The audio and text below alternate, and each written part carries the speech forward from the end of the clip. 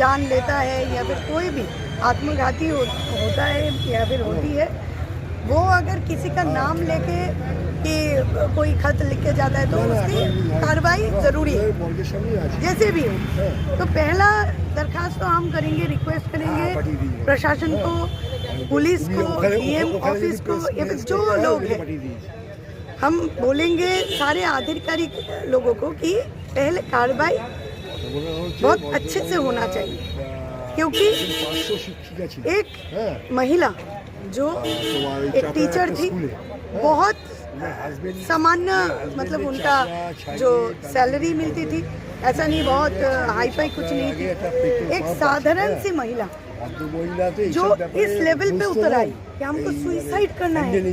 क्यों? उनका जो बेटा है वो वेल सेटल्ड है, वो डॉक्टरेट कर रहा है अभी आसाम में, सुनने को है उनका बेटी का शादी हो चुकी है, तो आज उनको ये नौबत क्यों आई कि हमको सुइसाइड करना है? मतलब कितना प्रेशर दे रहा होगा डीएम ऑफिस लोग।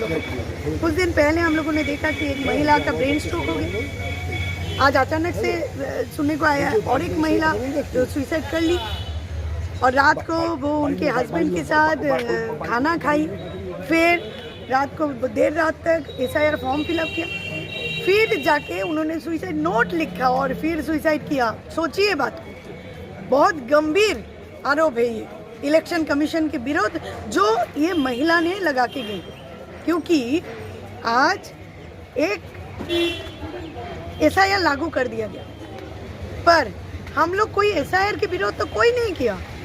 हम लोगों ने बोला कि अगर पॉलिटिकली मोटिवेटेड एसआईआर होगा तो हम विरोध में खड़े, क्योंकि आप एसआईआर के नाम पे किसी के नाम को भी काट दे रहे हो।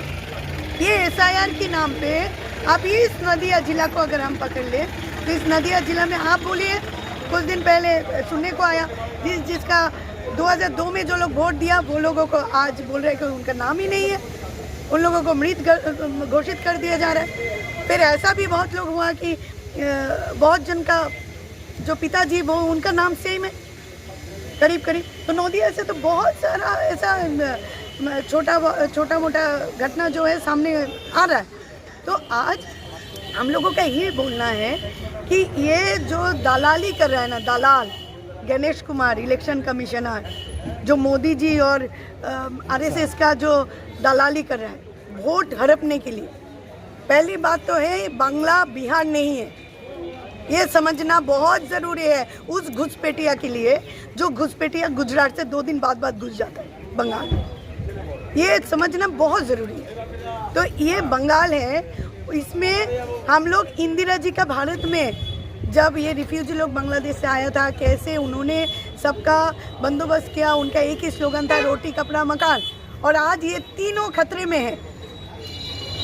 सिर्फ हिंदू खतरे में नहीं है, तीनों खतरे में है ड्यू टू दैट बीजेपी और आरएसएस। ये बहुत बड़ी बात है। और आज एक एक करके बीएलओ जो लोग बहुत साधारण से लोग हैं, उनकी कुछ ट्रेनिंग नहीं है, कोई खास ट्रेनिंग नहीं दिया गया, कुछ सिखाया नहीं गया कि ऑनलाइन लैपटॉप लेके आप बोलिए ना, एक पैरा टीचर है उसको लैपटॉप में आएगा क्या कुछ समझ में?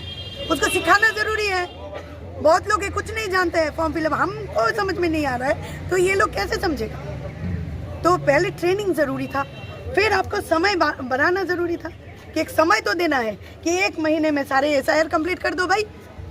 एक इधर कौन है शुभेंदु अधिकारी, वो चिल्ला रहा है कि हम बुलडोजर लेके सुंदरबन फेंक देंगे, बांग्लादेश फेंक देंगे।